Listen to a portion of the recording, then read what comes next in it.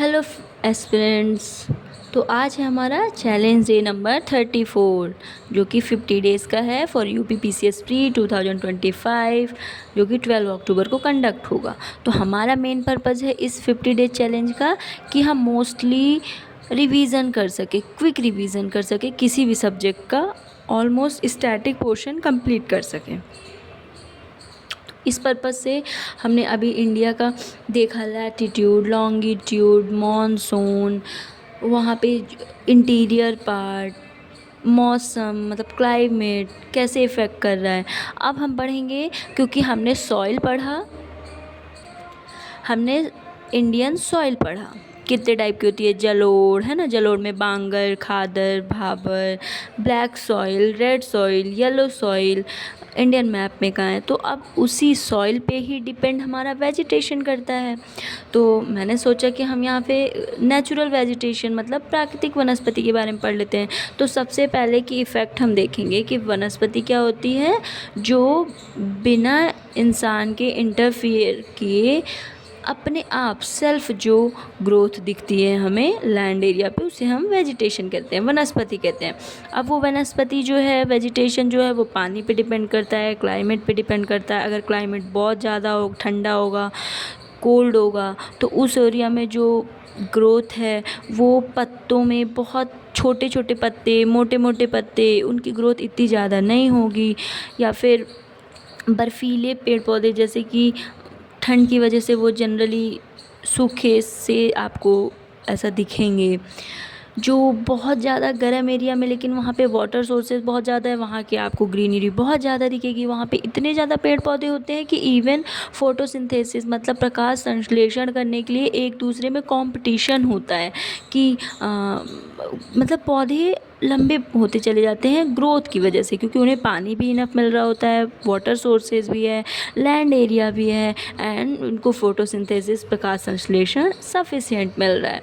फिर हम देखेंगे डेज़र्ट एरिया में। डेज़र्ट एरिया में क्या होता है, पानी की सफिशिएंट वाटर सप्लाई नहीं होता है। पानी की कमी की वजह से जो हमारे डेज़र्ट एरिया के वेजिटेशन होते हैं वो अपनी जड़ों को लंबे तक फैलाते हैं। उनमें जनरली वो कांटेदार होते हैं ताकि पानी की इतनी ज़्यादा सोर्सेज की नीड ना हो। फिर हमने पतझड़ मौसम सुना होगा, जब पानी की कमी हो जाती है तो जो पेड़ पौधे हैं जो अपना पत्ता हटा देते हैं, क्योंकि जितने ही ज़्यादा पत्ते होंगे उन्हें वाटर सोर्सेज उतना ज़्यादा चाहिए, और अगर वाटर सोर्सेज अवेलेबल नहीं हैं तो पत्ते गिर जाते हैं। जब वापस सोर्सेज बारिश मानसून की वजह से अच्छा हो जाता है तो वो वापस आ जाते हैं। तो इसी तरीके से इंडिया के मैप में कहाँ कौन सा वेजिटेशन है, कितने टाइप के होते हैं, किस किस फैक्टर का इफ़ेक्ट हमारे वेजिटेशन पे पड़ता है, हम ये सब कुछ बात करते हैं। तो चलिए देखते हैं। तो पहले मैं इंडिया का बता दूं कि टोटल कितना एरिया इंडिया का जो है वो नेचुरल वेजिटेशन के लिए है। 677 लाख किलोमीटर स्क्वायर वर्ग किलोमीटर, जो कि इंडिया के टोटल का एरिया का 20.6% है। 1.66% डेंस है, 10.12% जो है औसत एवरेज है, मतलब घना जो है एवरेज डेंस है, ज़्यादा नहीं है उस एरिया में। फिर जो सबसे ज़्यादा हमारा टॉप पे है वेजिटेशन के लिए वो है मध्य प्रदेश, देन अरुणाचल प्रदेश एंड छत्तीसगढ़। पहले जब छत्तीसगढ़ और एमपी 2000 के पहले जब एक थे तो एमपी था, लेकिन फिर अलग हो गया, उसके बाद भी एमपी, देन अरुणाचल प्रदेश, छत्तीसगढ़। फैक्टर्स जो हैं जो हमारे मेन वेजिटेशन को इफ़ेक्ट डालते हैं वो है रेनफॉल, बारिश, जैसे मैंने आपको बता दिया। अभी ही आपके एरिया में गर्मी पड़ जाएगी तो देखिएगा पेड़ पौधे पूरे तरीके से सूख जाते हैं, लेकिन अभी मॉनसून का टाइम चल रहा है, ऑलमोस्ट जून टू सितंबर क्योंकि चलता है, तो आप अपने आसपास हरा भरा देखेंगे। अगर कोई एरिया में थोड़ा बहुत पानी है तो वहाँ पे ग्रीनरी खुद ही आ जाती है। टेम्परेचर, तापमान बहुत डिपेंड करता है। आप तापमान पे देखेंगे कि पतझड़ का मौसम क्यों, अच्छी गर्मी में पतझड़ पौधे अपना जो है पत्ता गिरा देते हैं, है ना, और जैसे ही मानसून आ जाता है सारे पेड़ पौधे जो है हरे भरे हो जाते हैं वापस। मिट्टी हमने देखा कि कैसे जलोढ़ एरिया में कंटिन्यू वहाँ पे जो लैक हो जा रही थी बहुत सारी चीज़ों की, क्योंकि इम्पॉर्टेंट जो फर्टाइल एरिया बनाना था वो नदी रिवर्स अपने साथ चीज़ें ले जाती हैं फ्लो में, तो उस एरिया को थोड़ा कम फर्टाइल बना देती हैं। लेकिन जिस एरिया में सारी चीज़ें इकट्ठा होती हैं वो बहुत फर्टाइल हो जाती है। सॉइल में हम देखा ब्लैक सॉइल जो है वो कॉटन के लिए इम्पॉर्टेंट है ना। नॉर्थ एरिया जो है वो अच्छे हमारे प्रोडक्शन के लिए इम्पॉर्टेंट है। टोपोग्राफी जैसे कि माउंटेन्स एरिया का हमने अलग सॉइल देखा, वहाँ पे फ्रूट्स वगैरह जैसे एप्पल वगैरह होता है। महाराष्ट्र में मौसमी ऑरेंज वगैरह होता है ना। ये छत्तीसगढ़ के और उत्तर प्रदेश के जो एरिया में है मैंगो वगैरह का, मतलब मैंगो का काफ़ी अच्छा प्रोडक्शन है। तो ये सब कुछ हमारा टोपोग्राफी पे भी डिपेंड करता है। आर्द्रता मतलब वाटर तो है, बट अगर वहाँ पे अच्छा एयर पास ही नहीं होगा तो फिर वो वेजिटेशन में कैसे कन्वर्ट करेगा। तो आर्द्रता मतलब वहाँ की जो हवा है वो कितनी ज़्यादा ड्राई है या फिर वेट है। देखिए, मैं पहले आपको इंडिया के मैप में क्लियर कर देती हूँ कि कौन सी वेजिटेशन आपको कहाँ मिल जाएगी। तो जो पर्वतीय है जो आपको जो इस तरह का फिगर बना होगा उसमें आप समझ जाएंगे कि ये हमारी जो है पर्वतीय वेजिटेशन है। उष्णकटिबंधीय शुष्क मतलब ड्राई जो है वो ये एरिया हो जाएगा आपका। कुछ एमपी का एरिया है, पंजाब का एरिया है, राजस्थान का है, एंड इधर छत्तीसगढ़ थोड़ा आप ले लीजिए, उड़ीसा, कर्नाटक है ना, तमिलनाडु, इन सब में इफ़ेक्ट है इसका। फिर आते हैं हम मानसून पे। ये है हमारा मानसून जहाँ जनरली मानसून का इफ़ेक्ट पड़ता है बहुत अच्छा। तो ये मानसून हो गया। मरुस्थली मतलब डेजर्ट एरिया हो गया। उष्णकटिबंधीय सदाबहार, जो कि सदाबहार हमेशा कहीं ना कहीं पानी की इफेक्ट की वजह से हमेशा ही हरा भरा होता है। तो जनरली ये ब्रह्मपुत्र का एरिया मतलब अरुणाचल साइड का एरिया, और हमारा ये केरला जो कि हमारे ओशियन साइड पे डिपेंड करता है, ओशियन पे है ये केरला और गोवा का एरिया। ठीक है, तो ये नोट कर लेंगे कि कैसे कैसे इंडिया का वेजिटेशन इफेक्टेड है और वेजिटेशन कौन सी वेजिटेशन कहाँ है। अब हम वन बाय वन एक एक वेजिटेशन के बारे में, उसके फीचर्स के बारे में जान लेते हैं। बात कर लेते हैं कि जो हमारे वन हैं, जैसा कि हम पढ़ रहे थे कि जो इंडिया में है प्राकृतिक वन, प्राकृतिक वनस्पति, नेचुरल वेजिटेशन। तो अब इसको हम डिवाइड करेंगे, डिवीज़न करेंगे कौन कौन से टाइप के होते हैं।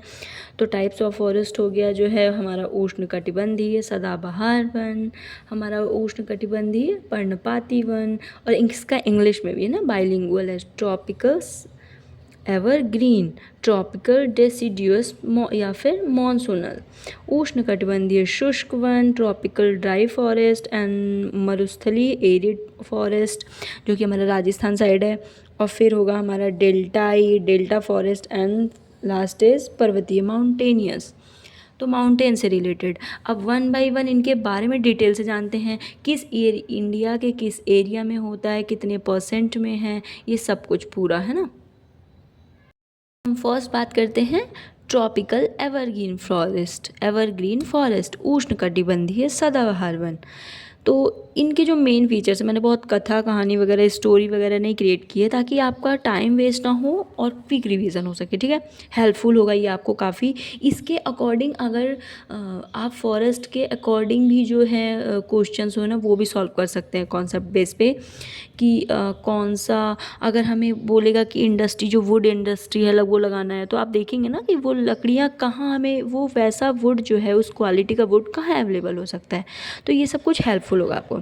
तो इसके लिए जो है ह्यूमिडिटी बहुत ज़्यादा चाहिए, ह्यूमिडिटी या मॉइस्चर बोल सकते हैं इसको। अत्यधिक आर्द्र, काफ़ी ज़्यादा पानी होता है तथा शुष्क में, और ड्राईनेस भी होता है। मैक्सिमम रेनफॉल इसकी जो होती है वो 200 सेंटीमीटर से ज़्यादा होती है। एवरेज टेम्परेचर इसका 24 डिग्री सेल्सियस होता है। ह्यूमिडिटी हाई होती है एंड टेम्परेचर भी हाई होने के कारण जो है डेंस फॉरेस्ट है। मतलब अब उनको पर्याप्त पानी भी मिल रहा है और अगर तापमान भी मिल रहा है तो वो ना एक प्रकाश संश्लेषण फोटोसिंथेसिस की एक होड़ में होते हैं, हमें चाहिए, तो वो कहीं ना कहीं फिर ये डेंस हो जाती है। हर पौधा एक दूसरे से ग्रोथ करने में लगा रहता है। हाइटेड, काफ़ी हाइट के पौधे होते हैं यहाँ पे। जनरली आपको 30 से 60 मीटर ऊंचे जो है 30 से 60 मीटर हाइट के पौधे आपको ट्रीज़ वगैरह मिल जाएंगे। प्लांट्स कौन कौन से होते हैं? रबर के, महोगनी, एबोनी, कोकोनट, बांस मतलब बम्बू हो गया आपका, सिल्कोना, बेंत एंड आयरन वुड। प्लेसेस कौन कौन से हो जाएंगे? अंडमान एंड निकोबार। जैसे इंडिया का ये मैप देखेंगे हम, अंडमान एंड निकोबार देख रहे हैं। वाटर सप्लाई कितना अच्छा है क्योंकि ये तो ओशियन के पास है। असम, मेघालय, सेवन सिस्टर्स हो जाएंगे हमारी, नागालैंड, मणिपुर, मिज़ोरम, त्रिपुरा। तो ये इसका मेन फीचर है। नेक्स्ट हम बात करते हैं ट्रॉपिकल डेसिडियस और मॉनसून फॉरेस्ट। सेकंड हम बात कर लेते हैं ट्रॉपिकल डेसिडियस या मॉनसूनल, उष्णकटिबंधीय पर्णपाती या मॉनसूनी वन। इनका जो रेनफॉल होता है यहाँ पे वो होता है 100 से 200 सेंटीमीटर। ये जनरली आपको या तो गैंगेटिक एरिया मतलब गंगा के निचले एरिया में जाके भाबर, खादर बोलते हैं, यूपी, बिहार, ये चीज़ें हो जाती हैं, या फिर हो जाएगा आपका महाराष्ट्र, कर्नाटका, तमिलनाडु एंड केरला। अच्छा, ये आपको दिख पा रहा होगा मैप के थ्रू कि महाराष्ट्र मतलब मानसून का प्रॉफिट है यहाँ पे, हमारा कर्नाटका हो गया, हमारा तमिलनाडु हो गया एंड केरला हो गया, है ना। तो यहाँ पे इसको काफ़ी अच्छा प्रॉफिट हो जाता है। जो यहाँ की इम्पॉर्टेंट वनस्पतियाँ हैं, वेजिटेशन है, वो है साल का पौधा, सागवान, शीशम, चंदन एंड आम। आम महाराष्ट्र का कितना फेमस है, महाराष्ट्र का भी जो है एक्सपोर्ट होता है काफ़ी हाई रेट में। यूपी में कितना ज़्यादा मैंगो का है इम्पोर्टेंस, है ना। समर स्टार्टिंग में पतझड़, ग्रीष्म ऋतु के शुरुआत में ही यहाँ से पतझड़ हो जाता है ताकि क्या है पौधे ग्रोथ भी कर सके, और क्योंकि उनको इनफ वाटर सोर्सेज अगर ना मिले तो वो सूखे ना। हाइट जो होती है जनरली ट्रीज़ की वो होती है 30 to 45 मीटर। पूरे इंडिया का ऑलमोस्ट 25% फॉरेस्ट जो है हमारा वो है ट्रॉपिकल डेसिडियस या उष्णकटिबंधीय पर्णपाती one, important for economic activities. अब क्योंकि ये पौधे जितने आप देखेंगे ना, शीशम, चंदन, सागवान, साल, ये जनरली ना वुड वर्क बहुत अच्छा है। जो आपका ये घरों में आप बेड वगैरह देखते हैं, इनकी डिमांड सबसे ज़्यादा होती है, हाई रेट होता है। तो ये इकोनॉमिक एक्टिविटीज़ के लिए बेस्ट माने जाते हैं, काफ़ी एक्सपेंसिव होते हैं इनके वुड्स। ये हमारा सेकंड पॉइंट हो गया। Next is tropical dry forest. Next है हमारा ट्रॉपिकल ड्राई फॉरेस्ट। तो इसका जो रेनफॉल होता है वो 50 to 100 सेंटीमीटर होता है। तो जनरल सी चीज़ है, वाटर सप्लाई इतना अच्छा है नहीं, तो बबूल वगैरह में आप देखेंगे ना कांटे वगैरह होते हैं। तो प्लेसेस जो होगा वो महाराष्ट्र, आंध्र प्रदेश, कर्नाटका, तमिलनाडु, यूपी का साउथ वेस्ट रीजन है ना, south west region and Haryana. Trees जो होती है शीशम, बबूल, कीकर, चंदन, सीरस, आम एंड महुआ। तो जो इनकी जो कैपेसिटी है ना, ये ग्राउंड लेवल वाटर को बहुत अच्छा से एब्जॉर्ब करना इनकी क्वालिटी होती है। लेकिन और इनका एक और क्वालिटी होता है कि इनकी जो अपर लेयर होती है ना पौधों की, वो काफ़ी मोटी होती है। अच्छा, आप देखिएगा अगर आप पानी को ओपन रखेंगे तो इवेपोरेशन बहुत फास्ट होगा, बहुत तेज़ी से होगा। लेकिन अगर वो एरिया पूरा अच्छे से कवर्ड है तो एक अगर थोड़ा थिन कवर है तो कम इवेपोरेशन होगा, बट काफ़ी अच्छी मोटी लेयर है तो इवेपोरेशन होने के चांसेस बहुत कम है। तो इसके अकॉर्डिंग जो है अपर लेयर काफ़ी मोटी होती है ताकि ये अपने जो भी इन्होंने वाटर एब्जॉर्ब किया है उसको लंबे टाइम तक वो यूज़ कर सके। पौधे ऐसा मतलब पौधे ऐसा करते हैं।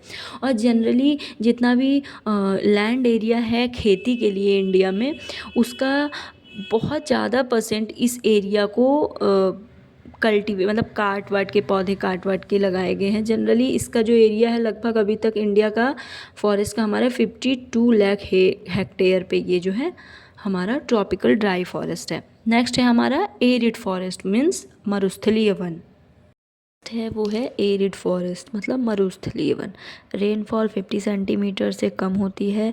एरिया जो है वो राजस्थान है, साउथ वेस्ट पंजाब है। प्लांट इसमें होता है बबूल, कीकर। अब क्योंकि ये मरुस्थलीय है तो प्लांट जनरली आप अल्पाइन, अरे वो जो कैक्टस हो गया ये सब भी आपको मिल जाएंगे यहाँ पे जितने भी कांटेदार वृक्ष होते हैं, पत्ते छोटे होते हैं, पत्ते छोटे होंगे तो वो कम जल एब्जॉर्ब, वाटर एब्जॉर्ब करेंगे और लॉन्ग टर्म तक चलेंगे। खाल मोटी होती है ताकि इन्होंने जो भी एब्जॉर्ब किया है वाटर वो सूखे ना। और जड़ें गहरी होती हैं क्योंकि पानी इतना ईजिली अवेलेबल नहीं होता है, तो इनकी जड़ें, रूट्स जो हैं वो डीप तक जाती हैं जहाँ तक उनको वाटर सोर्स ना मिल जाए। नेक्स्ट है हमारा फिफ्थ है हमारा डेल्टा फॉरेस्ट, जिसे मैंग्रोव भी बोलते हैं, दलदली या ज्वारी। डेल्टा दलदली ज्वारी से समझ गए, मतलब पानी ऑल टाइम लगभग भरा हुआ रहता है। ये जनरली जो इम्पोर्टेंट एरिया है वो है गंगा ब्रह्मपुत्र का एरिया, महानदी, गोदावरी, कृष्णा एंड कावेरी।